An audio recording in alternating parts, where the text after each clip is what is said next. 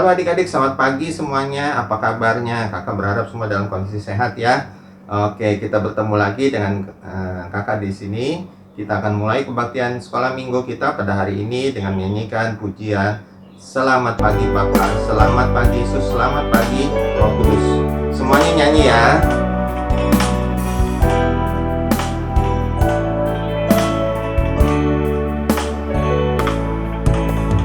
Selamat pagi Bapa, selamat pagi Yesus, selamat pagi Roh Kudus. Terima kasih atas anugerah-Mu, semalam telah berlalu.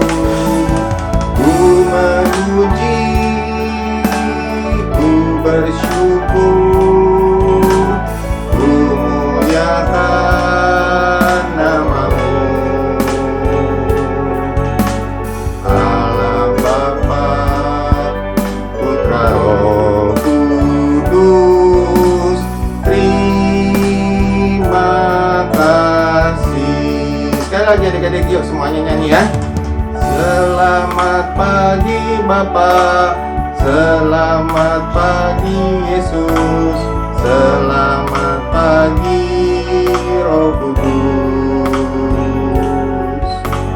Terima kasih atas anugerah-Mu, semalam telah berlalu. Memuji, ku bersyukur, ku muliakan nama-Mu. Allah Bapa, Putra Roh Kudus, terima kasih. Nah, sebelum kita melanjutkan kebaktian kita hari ini, mari kita masuk dalam doa. Bapa di dalam surga, yang kami boleh sapa dalam nama Putra-Mu yang tunggal Yesus Kristus, kami bersyukur dan terima kasih atas pertolongan Tuhan. Semalam telah Tuhan pimpin kami, dan Tuhan telah tibakan kami bersama dengan tidak kurang apapun pada hari ini. Terima kasih Tuhan, pimpin kami dalam kebaktian kami pada hari ini. Ampuni kami akan dosa dan salah kami. Kami menyerahkan kebaktian kami dari awal, pertengahan, hingga akhirnya hanya dalam satu nama Tuhan kami Yesus Kristus, Tuhan dan Juru Selamat kami yang hidup. Amin. Adik-adik, kita sudah belajar ya bahwa Tuhan menciptakan kita begitu mulia pada awalnya. Nah, tahu nggak adik-adik, Tuhan menciptakan kita tidak begitu saja. Tuhan punya rencana dalam hidup kita masing-masing. Tuhan tahu loh apa yang ada di dalam pemikiran kita. Semua itu kalian bisa lihat di Mazmur 139. Untuk itu, mari kita nyanyikan pujian Semua Baik. Semuanya nyanyi ya.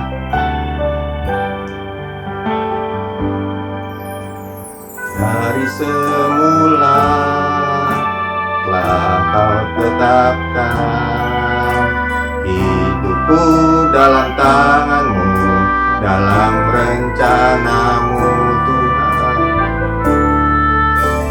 Rencana indah telah Kau siapkan bagi masa depanku yang penuh harapan.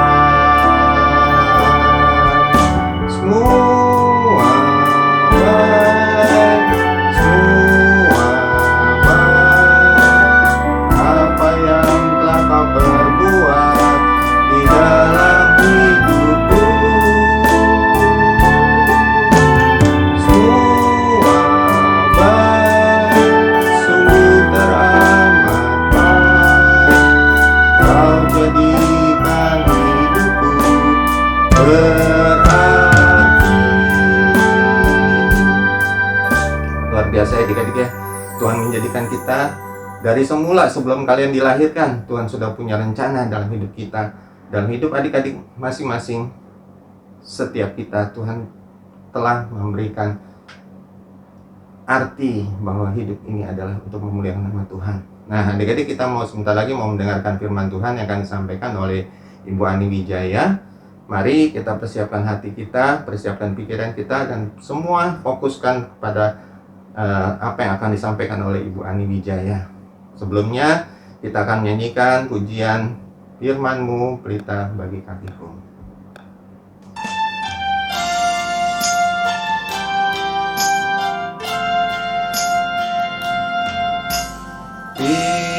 Firman-Mu, pelita bagi kakiku, terang bagi jalanku. Firman-Mu, pelita bagi kakiku, terang bagi jalanku. Waktu ku bimbang dan hilang jalanku, tetaplah Kau di sisiku, dan takkan ku takut asal Kau di dekatku, besertaku selamanya.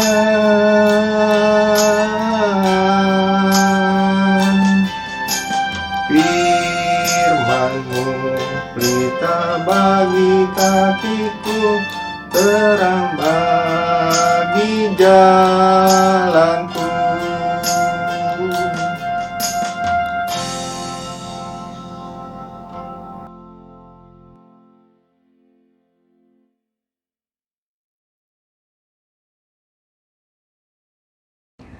Salam damai Kristus. Selamat pagi dan selamat hari Minggu untuk adik-adik yang kusayangi. Perkenalkan, nama saya Ani Wijaya. Saya seorang ibu dengan 2 orang anak laki-laki. Sehari-hari saya sebagai konselor, coach, dan trainer, sesekali berkhotbah. Senang sekali saya berkesempatan bertemu dengan adik-adik tunas dari GKI Gunung Sahari. Mari sebelum kita mulai bersama-sama firman Tuhan hari ini, mari kita bersama-sama tunduk kepala dan kita berdoa. Tuhan Yesus, terima kasih untuk hari Minggu yang boleh kami lewati. Kami mau bersama-sama belajar tentang firman Tuhan. Kami mau bersama-sama mengenal diri kami sendiri. Kami berdoa kiranya Tuhan mau mengurapi hamba-Mu yang akan menyampaikan kebenaran firman Tuhan, dan juga kami semua yang mendengarkannya secara online. Terima kasih ya Tuhan, demi dan di dalam nama Tuhan Yesus kami berdoa. Amin. Adik-adik, hari ini kita mau belajar bersama-sama. Belajar tentang apa? Belajar tentang now I am teens. I am teens. Teman-teman, adik-adik di sini adalah remaja. Sekarang kalian sudah menjadi remaja. Nah, apa dari tema ini kita mau belajar tentang apa? Tujuan dari renungan kita hari ini adalah mengenal perubahan diri sebagai remaja serta menjaga dan merawat diri sebagai wujud ungkapan syukur dan anugerah Tuhan dalam hidup. Berharap adik-adik yang mendengarkan akan makin mengerti siapa dirinya sebagai remaja dan bagaimana kita bisa merawat diri, menerima diri kita sebagai wujud syukur kita kepada Tuhan yang sudah menciptakan kita. Sekarang kita akan belajar bersama-sama kategori usia remaja. Kategori usia remaja terbagi dari 3. Remaja awal yang biasanya dimulai dari usia 12 sampai 15 tahun. Remaja tengah yang dimulai dari usia 16 tahun sampai 19 tahun. Dan remaja akhir usia 19 tahun sampai 21 tahun. Remaja menjadi seorang remaja adalah masa-masa di mana masa-masa yang membahagiakan. Membahagiakan tapi juga penuh dengan gejolak. Rasanya nano-nano. Nah, apa yang terjadi di masa remaja itu? Ada beberapa perubahan fisik yang perlu kita kenali sebagai seorang remaja. Remaja laki-laki. Perubahan fisiknya adalah pertama mulai tumbuh jakun di lehernya. Tumbuh bulu-bulu di kumis, di ketiak, dan di alat kelamin. Dan yang ketiga, otot bahunya dan dadanya mulai menguat. Kulitnya mulai berminyak.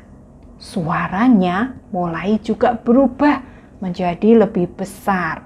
Jadi jangan merasa risau, itu ada perubahan yang wajar. Untuk perubahan secara seksual yang disebut remaja laki-laki sudah akil balik adalah kalau dia sudah mimpi basah, seperti ngompol tapi bukan ngompol. Itu adalah hal awal, tanda awal bahwa remaja laki-laki mulai dewasa, cukup matang secara seks. Perubahan fisik yang terjadi terhadap perempuan, remaja perempuan antara lain adalah mulai tumbuh payudara. Tumbuh bulu-bulu juga seperti pada remaja laki-laki. Tumbuh bulu-bulu di ketiak dan juga di alat kelamin. Panggulnya mulai membesar. Lekuk tubuhnya mulai terbentuk. Karena itu mulai tubuhnya seperti gitar Spanyol. Kulitnya pun cenderung berminyak dan mungkin kadang muncul jerawat. Untuk perubahan seksnya, remaja perempuan mengalami menstruasi. Menstruasi ini bisa juga sudah terjadi di tahun-tahun sebelum usia yang ke-12 tahun. Tanda bahwa remaja perempuan sudah mulai matang secara seks. Itu adalah perubahan fisik. Apa yang terjadi dengan perubahan emosi dan sosialnya? Bagi remaja laki-laki, dia mulai tertarik dengan lawan jenis. Dia mulai tertarik dengan cewek-cewek. Dia mulai ingin diakui bahwa dia itu sudah dewasa, walaupun dia masih remaja. Kadangkala remaja laki-laki tidak percaya diri, malu, dan bimbang. Begitu pula dengan remaja perempuan. Apa yang terjadi dengan perempuan? Perempuan pun emosinya menjadi lebih sensitif. Bahasa gaulnya baper, bawa perasaan. Dia ingin lebih diperhatikan, terutama oleh lawan jenisnya. Timbul juga perasaan tertentu, perasaan senang dengan lawan jenis. Karena itu rasanya, cakep banget dia, siapa ya? Nah, dia mulai cari-cari perhatian. Dia mulai suka juga bercermin, kan untuk melihat apakah aku cantik, apakah ada jerawat, bagaimana kulitku. Nah, itu biasanya perubahan emosi yang terjadi pada remaja perempuan. Dia juga mulai merasa kadang-kadang tidak pede kalau ada jerawat begitu atau kulitnya sangat berminyak, dia menjadi tidak pede, malu ataupun bimbang. Itu adalah perubahan-perubahan yang terjadi baik secara emosi maupun sosial. Nah, adik-adik, apa yang perlu kita lakukan sebagai remaja? Ada beberapa hal yang perlu kita lakukan dengan perubahan-perubahan yang terjadi. Karena perubahan fisik itu berdampak juga dengan perubahan hormon kita, sehingga mempengaruhi emosi kita yang menjadi labil, yang cenderung kita menjadi mungkin bete, marah-marah, tidak suka, tapi kadang juga bersemangat. Nah, kira-kira seperti itu. Apa yang mesti kita lakukan? Yang pertama adalah kita perlu menerima perubahan fisik, sosial, dan emosi yang terjadi. Jadi itu sesuatu yang wajar. Jangan takut, jangan merasa malu, jangan merasa minder. Terimalah itu bahwa sebagai bagian dari unsur biologis yang memang mesti harus terjadi dan kita harus menerimanya dengan penuh ucapan syukur. Kadangkala kalau kita mengalami, aduh suaraku kok rasanya jadi berbeda begitu, tidak bisa lagi nyanyi, biasanya nyanyi dengan enak, sekarang jadi tidak bisa lagi seperti dulu. Tenang, ini hanya butuh beberapa waktu saja, nanti suara kita pun akan menjadi lebih baik kembali. Nah, itu yang pertama. Yang kedua adalah kita mengetahui dan menerima potensi diri kita. Kita mesti tahu apa kesukaan kita. Kita tahu apa yang menjadi kekuatan dari diri kita. Kita tahu juga apa yang menjadi kelemahan dari diri kita. Seandainya ada teman-teman adik-adik di sini yang belum mengetahui, boleh silahkan kontak saya. Saya akan dengan senang hati membantu supaya adik-adik di sini makin mengerti siapa diri adik-adik. Itu yang kedua ya, mengenali potensi diri. Yang ketiga adalah memperluas pergaulan dengan kedua jenis kelamin. Jadi jangan hanya bergaul dengan kalau cowok-cowok aja, cewek-cewek aja. Nah, kadangkala ya bergaul dengan sesama jenis, kadangkala berbaur dengan teman-teman yang berbeda jenis kelaminnya. Mengapa ini diperlukan? Supaya kita bisa saling mengenal satu dengan yang lain. Dan kita makin terampil bagaimana sih kita sebagai remaja laki-laki, kita menghadapi remaja perempuan, itu kita jadi lebih supel. Begitu juga remaja perempuan pun bisa tahu caranya bagaimana berkomunikasi dengan remaja laki-laki. Jadi jangan eksklusif ya, jangan hanya berteman bergaul dengan sesama jenis. Bergaullah dengan semua jenis kelamin. Nah, kemudian yang keempat adalah kita perlu membicarakan kebebasan dalam tanda petik ya, kebebasan bersyarat dengan orang tua kita. Kenapa begitu? Karena begini, biasanya adik-adik sudah merasa diri itu sudah gede, ABG, anak baru gede. Merasa bahwa sudah mandiri, tidak butuh mama papa lagi. Sedangkan mama papa masih khawatir, merasa bahwa lah anakku aja baru kemarin lulus SD, kok sekarang harus pergi sendiri, belum terlalu masih cemas, khawatir begitu. Nah, karena itu teman-teman, adik-adik di sini mesti belajar untuk berkomunikasi dengan orang tua. Coba bicarakan baik-baik dengan mama papa, kira-kira bagian mana yang adik-adik itu kepengen ya aku bisa melakukannya sendiri. Contoh misalnya, kalau misalnya nanti setelah pandemi ini mau olahraga bersama teman-teman. Nah, tidak harus ditungguin sama mama misalnya. Ya kita sampaikan, Ma, aku tuh malu karena aku sudah SMP sekarang. Aku pengen mama cuman ngedrop aku di tempat lapangan basket. Setelah itu mama pulang. Biarkan aku bermain basket bersama teman-temanku. Yang penting nanti seperti jam yang sudah disepakati, mama bisa jemput aku. Aku akan bertanggung jawab. Nah, kira-kira seperti itu. Komunikasikan dengan orang tua. Yang terakhir, yang kelima adalah mengikuti berbagai kegiatan fisik dan belajar mengelola emosi.